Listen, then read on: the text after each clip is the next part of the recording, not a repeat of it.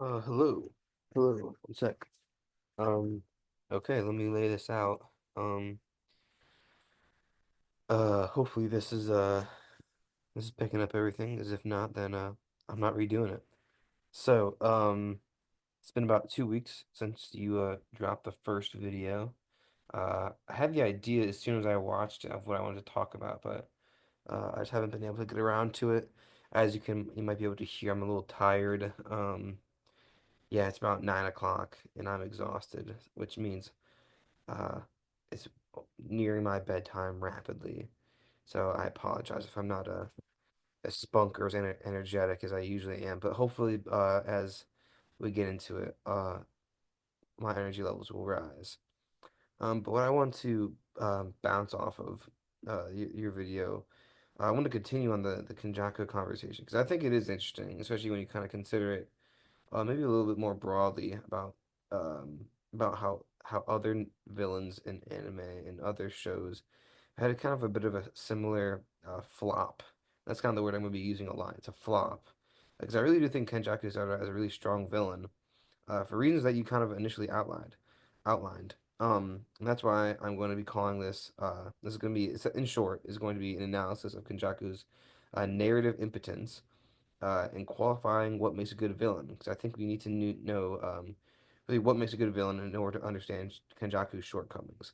And I'm kind of calling this the Madara effect. So, first, we need to just kind of recap a little bit about what you talked about last or 2 weeks ago and really highlight what is the problem here, what's going on. Um, and I really think it does come down to an inconsistency that results in just a bit of a flop. Um, you remember back to Kenjaku's original portrayal, I'm thinking really in the Shibuya arc and prior, even when we originally just found out a little bit more about him with the cursed wombs, he was a really great villain. He was really I was curious to learn more about him to see what his role would be in the story. Um, but it ended up being a little bit of a letdown, right? As we got further into the story, I think the problem really just become that there's a bit of an inconsistency with what we originally learn about him as like this, really this sick person, right? We think about the cursed wounds, like that's like, you know, it's just in the most inhumane thing you could possibly do. It seems like in the curse world, the Jujutsu societies, a taboo of taboos takes over Ghetto's body, as we kind of see here on the left-hand side. Kind of, I think these really illustrate just almost the inhumanity of Kenjaku's character to begin with. And then we go on to the right, and it just seems very blurred. It just seems very, I don't really understand the direction of his character to the extent that it seems really to diverge from his original conception. And I think that's kind of why it flops a little bit. Um, you know, for one, we don't even really learn too much more about the character, which is not a problem, as I'll state later. But it really is this asymmetry between what we learn initially, and that's what got people really excited. That's what got me really excited, and then seeing him just kind of as I said, I use the word diverge. It's really yeah, diverge and separate from that. So before I keep monologuing about that. I think that kind of speaks to the broader question of why does a beloved villain eventually flop? We're gonna look at a couple case studies to maybe understand that a little better. The first one, of course, is the Madara effect.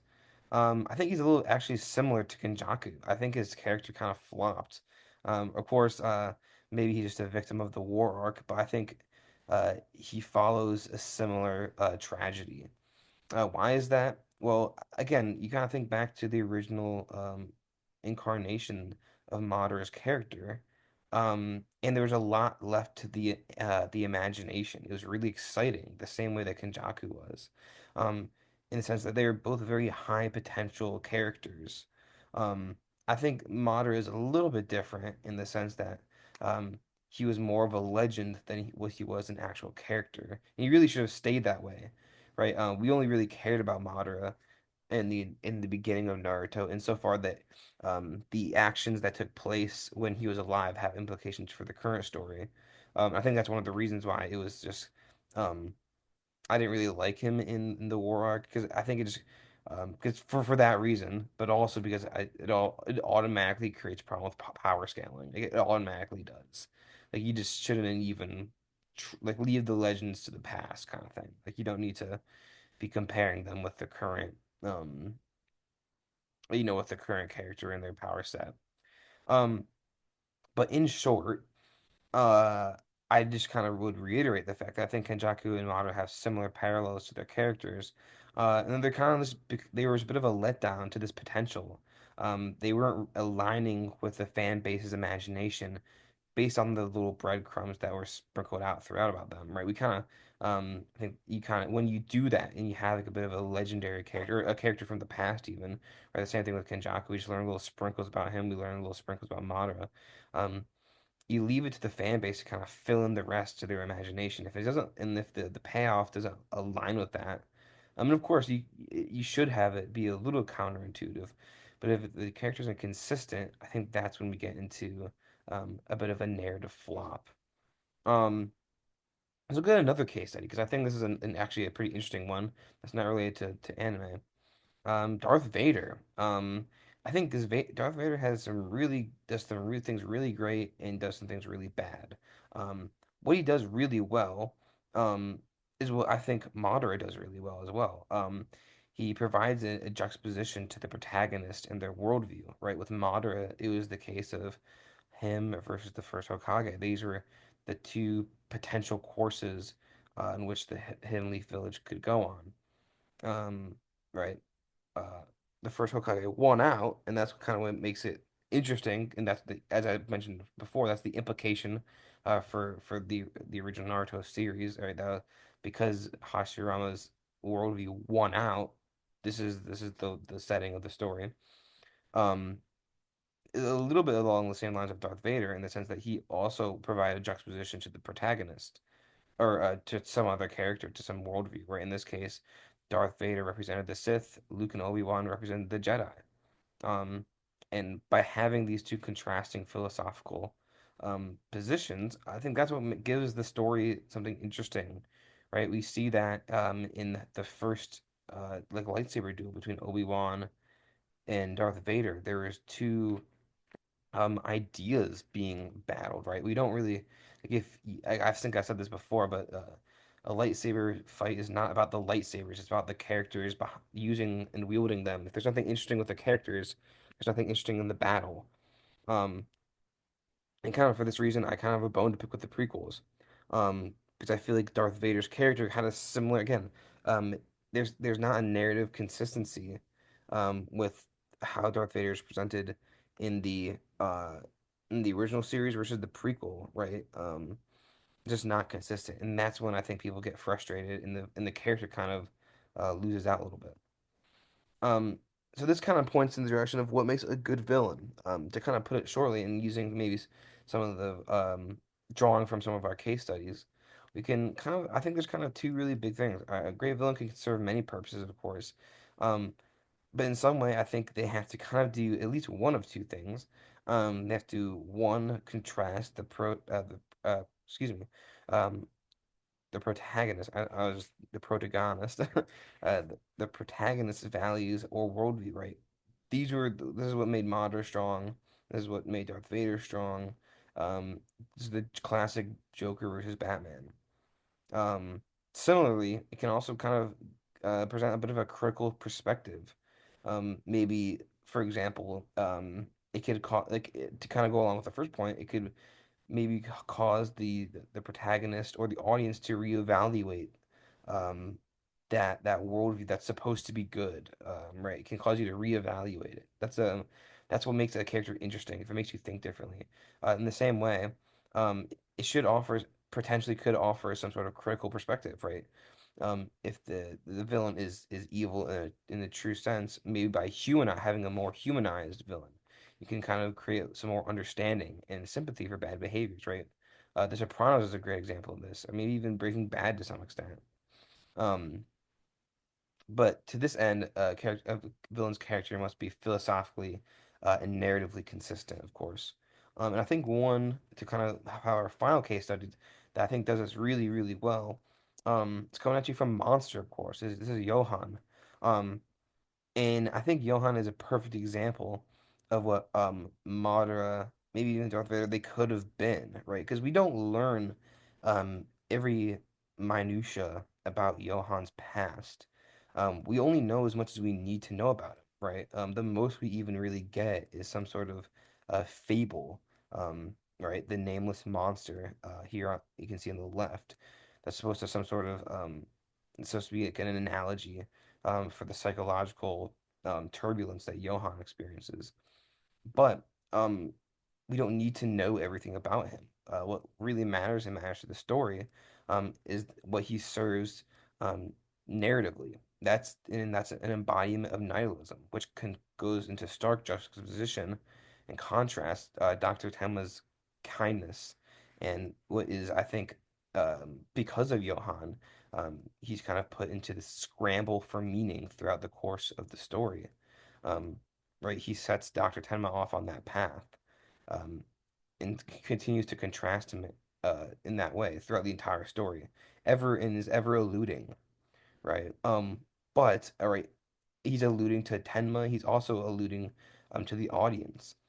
But that's what makes it really interesting because we don't need to know it.